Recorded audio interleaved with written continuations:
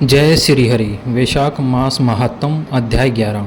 इस अध्याय में हम पढ़ेंगे धर्म वर्ण की कथा, कली की अवस्था का वर्णन, धर्म वर्ण और पितरों का स्वाद व वैशाख की अमावस्या की श्रेष्ठता। तो अध्याय 11 शुरू करते हैं। मिथिलापति ने पूछा, ब्राह्मण, इस वैशाख मास में कौन कौन सी तिथियां पुण्यदायिनी हैं? सूर्यदेव जी बोले, सूर्य के मेष राशि में स्थित होने पर वैशाख मास में 300 तिथियां पुण्यदायिनी मानी गई है। एकादशी में किया हुआ पुण्य कोटि गुना होता है। उसमें स्नान, दान, तपस्या, होम, देव पूजा, पुण्यकर्म एवं कथा का श्रवण किया जाए तो वह तत्काल मुक्ति देने वाला है। जो रोग आदि से ग्रस्त और दरिद्रता से पीड़ित हो वह मुझसे इस पुण्यमयी कथा को सुनकर कृत्य होता है। वैशाख मास मन से सेवन करने योग्य है, क्योंकि वह समय उत्तम गुणों से युक्त है। दरिद्र, धनाढ्य, पंगु, अंधा, नपुंसक, विधवा, साधारण स्त्री, पुरुष, बालक, युवा, वृद्ध और रोग से पीड़ित मुझसे ही क्यों ना हो, वैशाख मास का धर्म सबके लिए अत्यंत सुख साध्य है। परम पुण्य वैशाख मास में जब सूर्य मेष राशि में स्थित हो तब पाप नाशनी अमावस्या कोटि गया के समान फल देने वाली होती है। राजन, जब पृथ्वी पर राजश्री सवर्णिका शासन था, उस समय 30वें कलयुग के अंत में सभी धर्मों का लोप हो चुका था। उस समय अनर्त देश में धर्मवर्ण नाम से एक विख्यात ब्राह्मण थे। मुनिवर धर्मवर्ण ने उस कलयुग में भी किसी समय महात्मा मुनियों के शास्त्र याग में सम्मिलित होने के लिए पुष्कर क्षेत्र की यात्रा की। वहाँ कुछ व्रतधारी महर्षियों ने कलयुग की प्रशंसा करते हुए इस प्रकार कहा था, सतयुग में भगवान विष्णु को संतुष्ट करने वाला जो पुण्य 1 वर्ष में साध्य है, वही त्रेता में 1 मास में, द्वापर में 15 दिनों में साध्य है, परंतु कलयुग में भगवान विष्णु का स्मरण करने लेने से ही उससे 10 गुना पुण्य प्राप्त होता है। आप समझ रहे हो? यानी ऋषि जी कह रहे हैं कि जब सतयुग था तो 1 साल तक भगवान विष्णु की प्रार्थना करनी पड़ती थी, और त्रेता में 1 महीना, द्वापर में 15 दिन। लेकिन अब जब कलयुग चल रहा है ना, तो सिर्फ नाम मात्र से ही हमें 10 गुना पुण्य मिल जाता है। आगे, कली में बहुत थोड़ा पुण्य भी कोटि गुना होता है। जो एक बार भी भगवान का नाम लेकर दया दान करता है, वह दुर्भिक्ष में अन्न देता है, वह निश्चय ही उधर्व लोक में गमन होता है। यह सुनकर देव ऋषि नारद हंसते हुए उन्माद के समान नृत्य करने लगे। सब सदों ने पूछा, नारद जी, ये क्या बात? तब बुद्धिमान नारद जी ने हंसते हुए उन सब को उत्तर दिया, आप लोगों का कथन सत्य है। इसमें संदेह नहीं है कि कलयुग में सवलभ कर्म से ही महान पुण्य का साधन किया जाता है, तथा क्लेशों का नाश करने वाले भगवान केशव स्मरण मात्र से प्रसन्न हो जाते हैं। तथापि मैं आप लोगों से यह कहता हूँ कि कलयुग में 2 बातें दुर्घट हैं, स्नेन्द्रिय में निग्रह और जीवा को वश में रखना।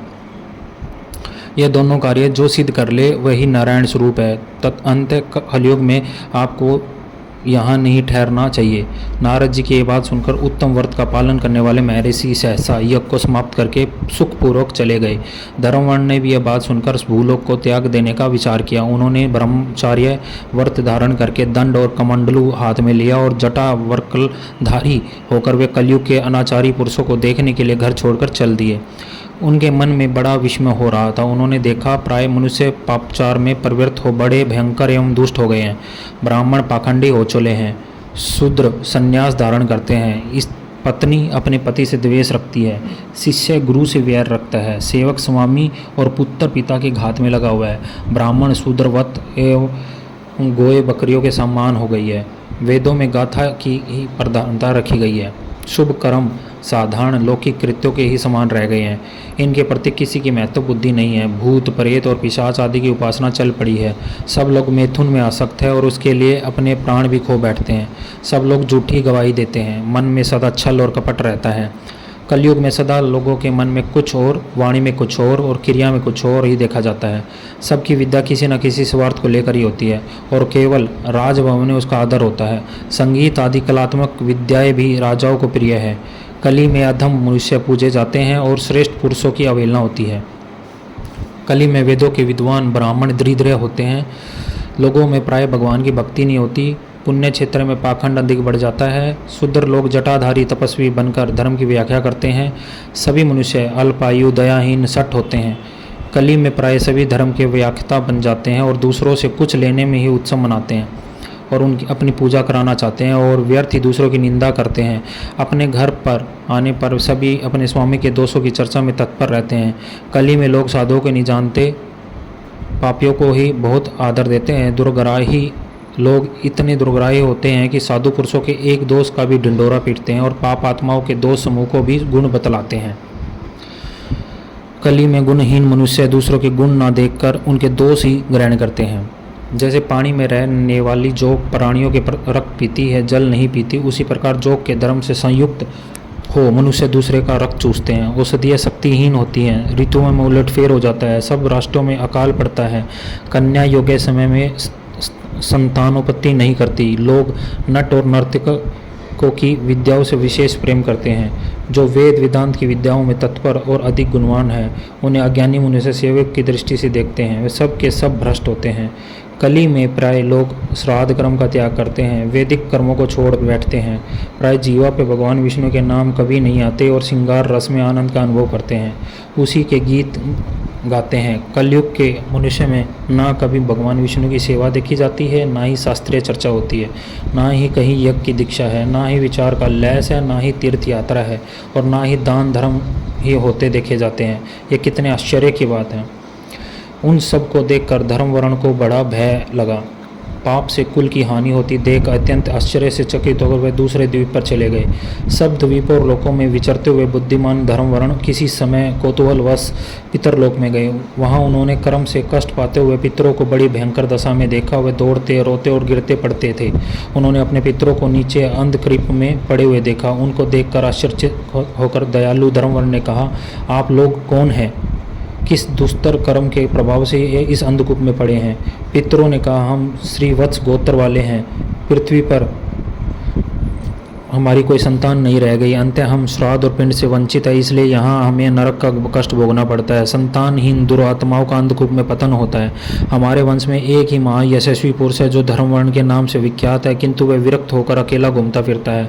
उसने गृहस्थ धर्म को नहीं स्वीकार किया। वह एक ही तंतु हमारे कुल में अवशिष्ट है। उसकी भी आयु क्षीण हो जाने पर हम लोग घोर अंधकूप में गिर पड़े, जहाँ से फिर निकलना कठिन है। इसलिए तुम पृथ्वी पर जाकर धर्मवर्ण को समझाओ। हम लोग दया के पात्र हैं। हमारे वचनों से उसको ये बताओ कि हमारी वंश पूर्वा दुर्वा को काल रूपी चूहा प्रतिदिन खा रहा है। कर्मश सारे वंश का नाश हो गया, एक तुम ही बचे हो। जब तुम भी मर जाओगे तब संतान परंपरा ना होने के कारण तुम्हें भी अंधकूप में गिरना पड़ेगा। इसलिए गृहस्थ धर्म को स्वीकार करके संतान की वृद्धि करो और हम तुम्हारे दोनों की ऊर्ध्वगति करो।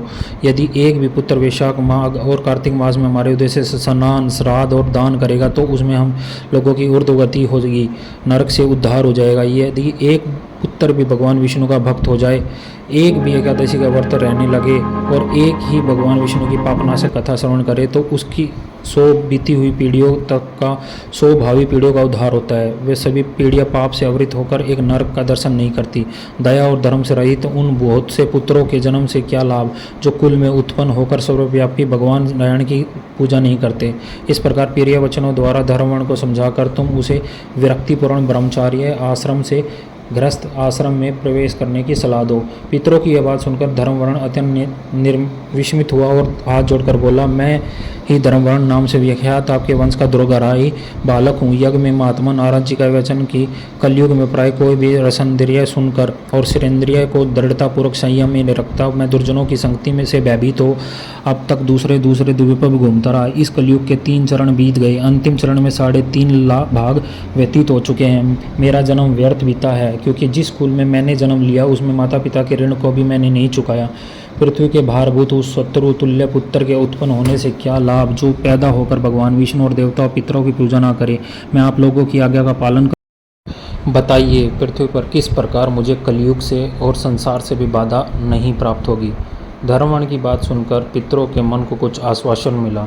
वे बोले, बेटा तुम गृहस्थ आश्रम स्वीकार करके संतानोत्पत्ति के द्वारा हमारा उद्धार करो। जो भगवान विष्णु की कथा में अनुरक्त होते, निरंतर श्री हरि का स्मरण करते और सदाचार के पालन में तत्पर रहते हैं, उन्हें कलयुग बाधा नहीं पहुँचाता। महानंद, जिसके घर में शालिग्राम शिला और अथवा महाभारत की पुस्तक हो, उसे भी कलयुग बाधा नहीं दे सकता। जो वैशाख मास के धर्मों का पालन करता है, माघ स्नान में तत्पर होता है और कार्तिक में दीप देता है, उसे भी कली की बाधा नहीं प्राप्त होती। जो प्रतिदिन महात्मा भगवान विष्णु की पापनाशक और मोक्षदायिनी दिव्य कथा सुनता है, जिसके घर में बलि वैष्णदेव होता है, शुभ कारणी तुलसी स्थित होती है, जिसके आंगन में उत्तम गौ रहती है, उसे भी कलयुग बाधा नहीं देता। अंततः इस पापात्मक युग में भी तुम्हें कोई भय नहीं है। बेटा, शीघ्र पृथ्वी पर जाओ। इस समय वैशाख मास चल रहा है, यह सबका उपकार करने वाला मास है। सूर्य के मेष राशि में स्थित होने पर 300 तिथियाँ पुण्यदायिनी मानी गई है। एक एक तिथि में किया हुआ पाप पुण्य कोटि कोटि गुना अधिक होता है। उनमें से भी जो वैशाख की अमावस्या तिथि है, वह मनुष्यों के मोक्ष देने वाली होती है। देवताओं और पितरों को बहुत प्रिय है, शीघ्र ही मोक्ष की प्राप्ति कराने वाली है। जो उस दिन पितरों के उदय से श्राद्ध करते हैं और जल से भरा हुआ घड़ा और पिंड देते हैं, उन्हें अक्षय फल की प्राप्ति होती है। अतः महात्मे, तुम शीघ्र जाओ और अब अमावस्या हो तब कुंभ सहित श्राद्ध और पिंडदान करो। सबका उपकार करने के लिए गृहस्थ धर्म का आश्रय लो। धर्म, अर्थ और काम से संतुष्ट हो। उत्तम संतान पाकर फिर मुनि वृत्ति से रहते हुए सुख पूर्वक दीपांतरों में विचरण करो। पितरों के इस प्रकार आदेश देने पर धर्मवर्ण मुनि शीघ्रता पूर्वक भूलोक में गए। वहाँ मेष राशि में सूर्य की स्थित रहते हुए वैशाख मास में प्रातःकाल स्नान करके देवता और ऋषि और पितरों का तर्पण किया। फिर कुंभदान सहित पाप विनाशक श्राद्ध करके उसके द्वारा पितरों को पुनरावृत्ति रहित मुक्ति प्रदान की। तत्पश्चात उन्होंने स्वयं विवाह करके उत्तम संतान को जन्म दिया और लोक में उस पापनाशनी अमावस्या तिथि को प्रसिद्ध किया। तदंतर से भक्ति पूर्वक भगवान की आराधना करने के लिए हर्ष के साथ गंधमादन पर्वत पर चले गए। इसलिए वैशाख मास की यह अमावस्या तिथि परम पवित्र मानी गई है। जय जय श्री हरि। ओम नमो भगवते वासुदेवाय नमः। हमारा वैशाख मास महात्म अध्याय 11 यहाँ पर संपन्न होता है। भगवान विष्णु की कृपा आप पर बनी रहे। कभी भी किसी का बुरा ना सोचें। आपके बारे में कोई कुछ भी सोचे, लेकिन आप हमेशा दिल से अच्छा सोचें। जो होना होगा वो होगा। जय श्री हरि। हर हर महादेव।